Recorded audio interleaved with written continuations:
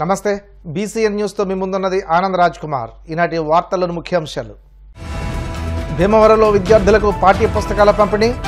పుస్తక పఠనంతో విజ్ఞానం పెరుగుతుందన్న విశ్రాంత తెలుగు అధ్యాపకులు కలిగొట్ల గోపాల శర్మ. సీఎం జగన్ పై తెలుగుదేశం పార్టీ జాతీయ అధికార ప్రతినిధి పట్టాభిరామ్ విమర్శల దాడి.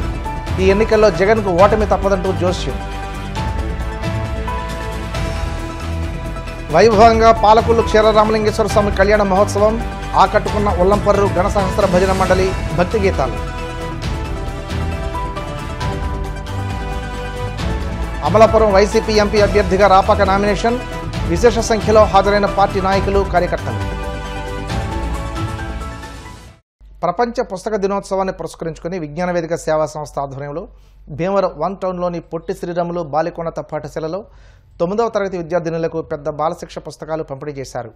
ముఖ్య అతిథిగా హాజరైన విశ్రాంత తెలుగు అధ్యాపకులు కలిగొట్ల గోపాల శర్మ మాట్లాడుతూ పుస్తక పఠనం ద్వారా విజ్ఞానాన్ని పెంపొందించుకోవచ్చని అన్నారు. ప్రపంచంలోని అన్ని రంగాలకు సంబంధించిన విషయాలపై అవగాహన పెంపొందించుకోవచ్చని, తద్వారా వివిధ రంగాల్లో అభివృద్ధిని సాధించవచ్చని అన్నారు. నిర్వాహకులు అల్లు శ్రీనివాస్ మాట్లాడుతూ పుస్తక పఠనం ద్వారా ఎంతోమంది ప్రపంచ మేధావులుగా తయారయ్యారని, భీమవరం పట్టణానికి చెందిన గోశాల నిర్వాహకులు నరమామిడి గంగారాం ఆర్థిక సహకారంతో విద్యార్థులకు పెద్ద బాలశిక్ష పుస్తకాలు అందించినట్లు తెలిపారు. ఈ కార్యక్రమంలో హెచ్ఎం సుధాకుమారి, ఉపాధ్యాయులు AK Mahalakshmi, P Chittukumari, P Sridevi, Gnanamurthy పాల్గొన్నారు. మరి ఈరోజు పుస్తక దినోత్సవం సందర్భంగా విజ్ఞాన వేదిక ఆధ్వర్యంలో నరమామిడి గంగారాం గారు, ఆయన గో సంరక్షకులు, ఆయన వితరణతో పిల్లలందరికీ కూడా పుస్తకాలు ఇవ్వడం జరిగింది. ఇది పిఎస్ఎం గర్ల్స్ హై స్కూల్లో ఈ కార్యక్రమం నిర్వహిస్తున్నాం. మరి పుస్తక దినోత్సవం అంటే పుస్తకాలను ప్రేమించాలి.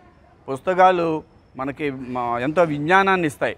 కందుకూరి వీరసింగ పంతులు గారు చెరిగిన చొక్కా తొడుక్కునైనా మంచి పుస్తకం కొనుక్కో అన్నారు. పుస్తకాల వల్లే మనకి జ్ఞానం అందుతుంది. మరి ఇవాళ మంచి స్థాయిలో ఉన్న వాళ్ళందరూ కూడా పుస్తకాలు చదివే ఈ స్థాయికి వచ్చారు. ఇవాళ పుస్తక పఠనం అనేది తగ్గిపోయింది.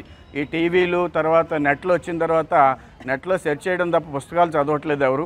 ఇవాళ విద్యార్థులందరూ కూడా పుస్తకాలు చదవాలి, లైబ్రరీకి వెళ్ళాలి, జ్ఞానాన్ని సముపార్జించాలని కోరుకుంటున్నాను. సో ఇంత మంచి కార్యక్రమాన్ని మా పిఎస్ఎం గర్ల్స్ హై స్కూల్లో పెట్టినందుకు అల్లు శ్రీనివాస్ గారికి, మరి విజ్ఞాన వేదిక అధ్యక్షులందరికీ కూడా ధన్యవాదాలు తెలియజేసుకుంటున్నాను. మంచి పుస్తకం అంటే మంచి మిత్రుడు. మా చిన్నప్పుడు అంతా ఇప్పటికి కూడా మేము బుక్ రీడింగ్ అనేది ఒక మంచి హాబీగా మారింది. పుస్తక పఠనం అనేది ఒక వ్యసనం. పుస్తకాలను చదవడం మొదలు పెడితే అది ఒక వ్యసనంగానే ఉంటుందండి. పెద్ద పెద్ద నవలలు, పెద్ద పెద్ద పుస్తకాలు, పెద్ద బాలశిక్ష అంటే నిజంగా ఇది దీనిలో ఒక లేని విషయం అంటూ ఏమీ లేదు. అలాంటి మంచి పుస్తకాలని మా పిల్లలకి అందజేసినందుకు మా స్టాఫ్ తరపున, మా హెచ్ఎం మేడం తరపున, మా స్కూల్ తరపున నరమామిడి గంగారాం గారికి ప్రత్యేక ధన్యవాదాలు తెలియజేసుకుంటూ పిఎస్ఎం గర్ల్ హై స్కూల్లో మరి విద్యార్థుల మధ్య ఈ కార్యక్రమం నిర్వహించడం జరిగింది. మరి ఈరోజు ఈ కార్యక్రమంలో విశ్రాంత అధ్యాపకులు, తెలుగు పండితులైనటువంటి గోపాల శర్మ గారు, కలిగొట్ల గోపాల శర్మ గారి చేతుల మీదుగా మరి విద్యార్థులకు నరమామిడి గంగారాం గారు అని చెప్పేసి ఆయన గోశాల నిర్వాహకులు, వారి సౌజన్యంతో ఇవాళ విద్యార్థుల అందరికీ కూడా పెద్ద బాల శిక్షలు అందించడం జరుగుతుంది. మరి ఏదైతే మనం విద్యలో ముందుకు వెళ్ళాలంటే పుస్తక పఠనం ద్వారానే ముందుకు వెళ్ళడానికి అవకాశం ఉంది. ఎందరో గొప్ప గొప్ప వాళ్ళంతా కూడా ఈ పుస్తకాలు చదివి ఈ ప్రపంచ జ్ఞానాన్ని తెలుసుకుని వారు మేధావులుగా తీర్చిదిద్దబడ్డారు. అటువంటి పుస్తక పఠనం అనేది కొంచెం లోపించింది. ఇటీవల సెల్ ఫోన్ ప్రభావం కానీ, నెట్ ప్రభావం కానీ ఈ కంప్యూటర్ యుగంలో కొంత తగ్గింది. ఏదైనప్పటికీ కూడా ప్రతిరోజు కూడా పిల్లల చేత పుస్తకాలు అనేది చదివించాలి. ముఖ్యమంత్రి జగన్మోహన్ రెడ్డిపై తెలుగుదేశం పార్టీ జాతీయ అధికార ప్రతినిధి పట్టాభిరామ్ తీవ్ర స్థాయిలో విమర్శలు గుప్పించారు. ఈ సందర్భంగా మంగళవారం అమరావతిలో మీడియాతో మాట్లాడుతూ సీఎం జగన్ రాష్ట్రానికి చేసిందేమీ లేదని, ఆయన జిల్లాల పర్యటనకు ఎందుకు తిరుగుతున్నారన్న ప్రశ్న ప్రజల్లో ఉందన్నారు. అంతా దోపిడీ, నాశనం తప్పితే చేసిందేమీ లేదన్నారు. మళ్లీ వైసీపీ అధికారంలోకి వచ్చేది లేదని ముఖ్యమంత్రికి అర్థమైందని, అందుకే రాష్ట్రం మొత్తం చివరిసారిగా అవినీతి లెక్కలు చూసుకోవడానికే జగన్ జిల్లాల పర్యటనలు చేస్తున్నారని విమర్శించారు. ముఖ్యమంత్రి ఏ ముఖం పెట్టుకుని ఉత్తరాంధ్రలోకి అడుగు పెడతాడు? అక్కడ ఉన్నటువంటి వనరులన్నింటినీ కూడా విపరీతంగా దోపిడీ చేస్తూ, అక్కడ ఉన్నటువంటి పెట్టుబడులన్నింటినీ కూడా తరివేస్తూ, ఉత్తరాంధ్రని గంజాయికి, డ్రగ్స్కి ఒక అడ్డాగా తయారు చేసి పూర్తిగా ఆ ప్రాంతాన్ని నాశనం చేసి ఏ ముఖం పెట్టుకుని ముఖ్యమంత్రి వస్తూ ఉన్నాడు? అదేవిధంగా విశాఖపట్నం స్టీల్ ప్లాంట్కి ఆయన చేసినటువంటి నష్టం ఏంటి? ప్రభుత్వ ఆస్తులు, గంగవరం పోర్ట్ లాంటి ప్రభుత్వ ఆస్తులను ఏ రకంగా తెగనమ్మాడు? ఇటువంటివి అనేక అంశాలు మేము ప్రశ్నిస్తున్నాం. ముఖ్యమంత్రి దేనికి కూడా జవాబు చెప్పేటటువంటి పరిస్థితిలో లేడు. ఎందుకంటే ఇవన్నీ ఆధారాలతో మన కళ్ళెదురుగుండా కనపడుతున్నటువంటి అంశాలు కాబట్టి దేనికి సమాధానం చెప్పలేడు ఈ రాష్ట్ర ముఖ్యమంత్రి. రేపు ఉత్తరాంధ్ర ప్రజలు మే 13వ తేదీన వారు ఇచ్చినటువంటి తీర్పు ఏకపక్షంగా ముఖ్యమంత్రికి వ్యతిరేకంగా ఉండబోతోంది. తెలుగుదేశం, జనసేన, భారతీయ జనతా పార్టీ కూటమికి పూర్తిగా సంపూర్ణమైనటువంటి మద్దతుని ఉత్తరాంధ్ర ప్రజలందరూ కూడా తెలియజేస్తున్నారు. ఎందుకంటే తిరిగి ఆ ప్రాంతం బాగుపడాలన్నా, అక్కడ ఉన్నటువంటి మన బిడ్డలకి ఉపాధి అవకాశాలు దొరకాలన్నా, అనేక రకాలైనటువంటి అభివృద్ధి కార్యక్రమాలు ఏవైతే కుంటుపడిపోయాయో అవన్నీ కూడా మళ్ళీ తిరిగి ప్రారంభం కావాలన్నా నారా చంద్రబాబు నాయుడు గారు ముఖ్యమంత్రి అవ్వాలని చెప్పి మరి ఉత్తరాంధ్ర ప్రజలందరూ కూడా బలంగా కోరుకుంటున్నారు. ఇక్కడ ఇంకొక అంశం ఏంటంటే, ఈ రాష్ట్ర ముఖ్యమంత్రి ఈ బస్సు యాత్ర అసలు దేనికి చేస్తూ ఉన్నాడు? ఆ చేసిందేముంది? అసలు చెప్పుకోవడానికి చేసిందేముంది? అసలు దేనికి వస్తూ ఉన్నాడు? జిల్లా జిల్లా దేనికి తిరుగుతూ ఉన్నాడు అన్న ఒక ప్రశ్న కూడా ప్రజల్లో ఉత్పన్నం అవుతోంది. దేనికి వస్తూ ఉన్నాడు? అసలు ఏం చేశాడు? మన జిల్లాకి ఏం చేశాడు? ఏదైనా చేస్తే కదా ఇదిగో ఇది చేశాను నాకు ఓట్లేండి అని అడగటానికి. అసలు రాష్ట్రానికి కానీ మన జిల్లాకు కానీ మన ప్రాంతానికి కానీ ఏం చేశాడు? అంతా దోపిడీ నాశనమే కదా. అసలు దేనికి వస్తూ ఉన్నాడన్న ఒక ప్రశ్న కూడా ఉత్పన్నం అవుతోంది. దేనికి అంటే ఈయన గారికి, ఈ రాష్ట్ర ముఖ్యమంత్రి జగన్ రెడ్డికి కూడా తెలుసు ఇక మళ్ళీ తాను ముఖ్యమంత్రి అయ్యేది లేదు, మళ్ళీ తన పార్టీ అధికారంలోకి వచ్చేది లేదు అన్న విషయం ఈ రాష్ట్ర ముఖ్యమంత్రికి చాలా స్పష్టంగా తెలుసు. అందుకనే చివరి రౌండ్, రాష్ట్రం మొత్తం చివరిసారిగా ఒక రౌండ్ వేసేసి లెక్కలు సరి చేసుకోవడానికి వస్తూ ఉన్నాడు. దేనికి వస్తూ ఉన్నాడండి? బస్సు వేసుకుని ఈ బస్సు యాత్ర దేనికి చేస్తూ ఉన్నాడంటే, ప్రజలకి ఏదో తాను మంచి చేశానని చెప్పుకోవటానికో, చేసిందేమీ లేదనుకోండి, ఏదో నేను ఇది చేశానని చూపించుకోవటానికో, భవిష్యత్తులో మళ్ళీ ఇది చేస్తానని చెప్పడానికో, మళ్ళీ ఈయన గారు ఏదైనా చేస్తానని నమ్మేటటువంటి పరిస్థితిలో కూడా ప్రజలు లేరు. సో కేవలం జగన్మోహన్ రెడ్డి గారి బస్సు యాత్ర దేనికి అంటే, ఈ 5 సంవత్సరాల కాలంలో ప్రతి జిల్లాలో కూడా విచ్చలవిడిగా రకరకాలుగా అనేక దోపిడీలకు పాల్పడ్డాడు.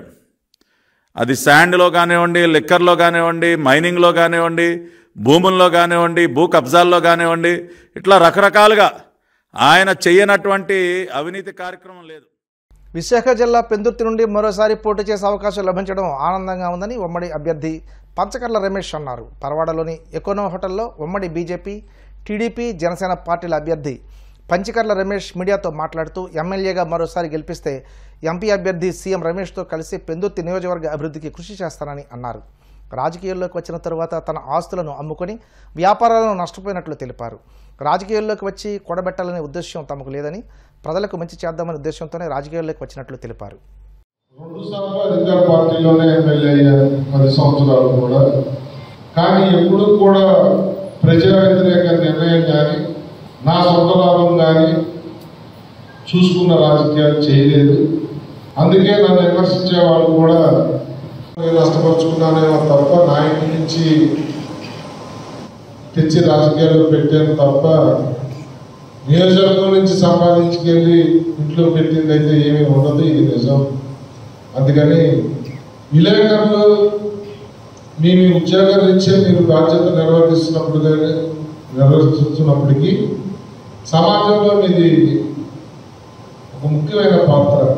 మీరు కూడా ఈ సమాజంలో, ఈ రాష్ట్రంలో వ్యక్తులు ఈ రాష్ట్ర బాగు కోసం, మన ప్రాంత బాగు కోసం ఎవరైతే కరెక్ట్ అనే దాని మీద మీరు కూడా ఆలోచన చేయమని ఇలా కూర్చుని మీడియా సహకారం కోరటం నాకైతే ఆనవాయింది. దానిలో భాగంగానే మీ సహకారాన్ని, అంటే ఏది ఉన్నది లేనట్టు, లేనిది ఉన్నట్టు, లేకపోతే నన్ను ఏదన్నా ఎక్కువ చేసో లేకపోతే నాకు ఏదో మేలు చేయబోదో కోరదు. కానీ జంక్షన్లో నిలబడిన పరిస్థితి నుంచి, పరవాడ జంక్షన్లో నిలబడిన పరిస్థితి నుంచి రక్షించాలి ప్రజలను కూడా ఒక మహత్తరమైన కార్యక్రమాలు తీసుకోబోతా ఉన్నాం. ఇవన్నీ జరగాలి అంటే మీడియా సహకారం, ప్రజల సహకారం ఉంటే, మేము అధికారంలోకి వస్తే నేను ఎమ్మెల్యేని అయితే ఇవన్నీ చేస్తాను అని చెప్పి మీ ద్వారా ప్రజలకు తెలియజేస్తూ, మరి ముఖ్యంగా ముందు చెప్పిందే మళ్ళీ మళ్ళీ చెప్తా ఉన్నాను, మంచివాడిని అనుకుంటే, పని చేస్తాననుకుంటే మీ ప్రాంత అభివృద్ధి మీరు కూడా కోరుకుని నన్ను ఆశీర్వదించమని చెప్పి మేము కోరుకుంటా ఉన్నాను. అనకాపల్లిలో ఇటీవల జరిగిన మేమంతా సిద్ధం బహిరంగ సభలో ఉప ముఖ్యమంత్రి అనకాపల్లి పార్లమెంట్ వైసీపీ అభ్యర్థి బూడి ముత్యాల నాయుడుకు అవమానం జరిగిందని బీజేపీ అనకాపల్లి పార్లమెంట్ అభ్యర్థి సీఎం రమేష్ అన్నారు. విశాఖ జిల్లా పరవాడలోని ఎకోనో హోటల్లో ఆయన మీడియాతో మాట్లాడుతూ బీసీ వర్గానికి చెందిన ముత్యాల నాయుడుకు సభలో మాట్లాడే అవకాశం ఇవ్వకపోవడం దారుణమన్నారు. దీనిని బట్టి అనకాపల్లి వైసీపీ పార్లమెంట్ అభ్యర్థిని మార్చే ఆలోచన ముఖ్యమంత్రి చేస్తున్నట్లు తెలిపారు. తనకు అనకాపల్లి పార్లమెంటు గురించి అవగాహన లేదని విమర్శలు చేస్తున్న గూడు ముత్యాల నాయుడుకు సవాల్ చేశారు. తనతో నియోజకవర్గం గురించి చర్చించేందుకు రావాలంటూ సవాల్ చేశారు. నామినేషన్ వేస్తూ ప్రెస్లో మాట్లాడారు. నేను ఎప్పుడు కూడా ముత్యాల నాయుడు ఢిల్లీలో వీధులు తెలుసా నీకు నేను ఏ మీడియాలో కానీ ఎక్కడ కూడా అడగల. ఢిల్లీ గురించి ఢిల్లీ రాజకీయాల గురించి తిరిగి చెప్పాను కానీ వీధులతో చెప్పలేదు. అందులో వీధుల గురించి తెలుసుకోవాల్సిన అవసరం లేదు. పార్లమెంట్ గురించి, ఢిల్లీలో రాజకీయాల గురించి, ఢిల్లీలో పరిచయాల గురించి, ఢిల్లీలో పలుకుబడి గురించి మాట్లాడడం. నేను ఒకటి అడుగుతున్నాను. ముత్యాల నాయుడు చెప్పాడు నాకు ఏ ఊరు ఎక్కడుందో తెలియదు, ఎన్ని మండలాలు ఉన్నాయో తెలియదు అని. వారి తరఫున పోటీ చేసే శాసనసభ్యులు 7 మందిని మీరు 7 మంది ముత్యాల నాయుడు ఒక ప్రెస్ క్లబ్లో అనకాపల్లిలో కానీ ఎక్కడైనా కానీ డిబేట్ పెట్టుకుందాం, ఓపెన్ డిబేట్. నేను ఒక్కడనే వస్తాను. వారు 7 మంది శాసనసభ్యులు వారి పార్టీ నుంచి పోటీ చేసింది ఈ పార్లమెంట్లో. ముత్యాల నాయుడు అనకాపల్లి పార్లమెంట్ గురించి ఎంతమంది విలేకరులైనా కానీ ఏ డేటా కావాలన్నా కానీ ఈ పార్లమెంట్లో ఎన్ని మండలాలు ఉన్నాయి, ఎన్ని వార్డులు ఉన్నాయి, ఎన్ని సర్పంచ్లు ఉన్నాయి, ఎంతమంది ఓటర్లు ఉన్నారు, కులాల వారీగా, మతాల వారీగా ఏ క్వశ్చన్స్ కూడా ఇక్కడ స్కీమ్స్, బెనిఫిషియర్స్ అన్నీ కూడా మాట్లాడుకుందాం. మీరు సిద్ధమైతే నేనైతే సిద్ధం. మీడియా సమక్షంలోనే మనం ఎందుకు డిబేట్ పెట్టుకుంటే పబ్లిక్ కూడా అందరికి తెలియాలి ఎవరు ఏంటి ఎలా ఈ కాన్స్టిట్యున్సీకి మొత్తం తెలిసిన వాళ్ళు ఎవరు అనేది పబ్లిక్ తెలియాలి. ముఖ్యంగా నేను ఒకటే అడుగుతున్నా, అసలు నువ్వు పార్లమెంట్ మెంబర్ కన్నా డిప్యూటీ సీఎం అంటే చాలా ఎక్కువ.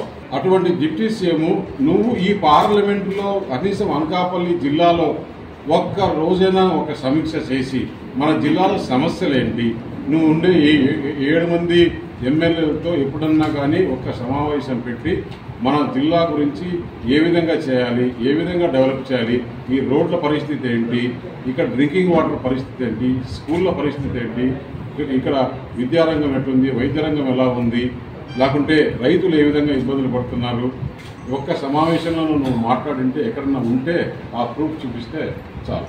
ఏ ఎమ్మెల్యేలతో కూడా నువ్వు కూర్చొని ఒక ఎమ్మెల్యేతో కనీసం కాన్స్టిట్యున్సీలు తిరిగింది లేదు. నువ్వు మాడుగులనే డెవలప్ చేయాల. నువ్వు మాడుగుల 10 సంవత్సరాల ఎమ్మెల్యే ఉండి మాడుగుల్లో ఈరోజు పరిస్థితి ఎలా ఉంది, అక్కడ రోడ్డు 3 కోట్లు 4 కోట్లు ఖర్చు పెడితే చూడమనము మాడుగుల పోయే దారిలో ఎన్ని బ్రిడ్జీలు, ఆ బ్రిడ్జీలు తయారైపోతాయి. అది కూడా ముఖ్యమంత్రి దగ్గర అడిగి దాన్ని శాంక్షన్ చేయించుకొని పని చేయలేని మంత్రి నువ్వు పార్లమెంట్కి పోయి పార్లమెంట్లో ఏమి చేస్తున్నావు, సరే నేనేం చేస్తాను నువ్వేం చేస్తావని మీడియా సమక్షంలోనే ఒక డిబేట్ పెట్టుకుందాం. మీరు 7 మంది, నేను కూటమి తరపున ఒక్కనే ఉంటాను. మీ దగ్గర కావాల్సిన డేటా ప్రిపేర్ అయ్యి కూడా రండి. ఎప్పుడు పెట్టుకుంటారో డేట్ చెప్పండి.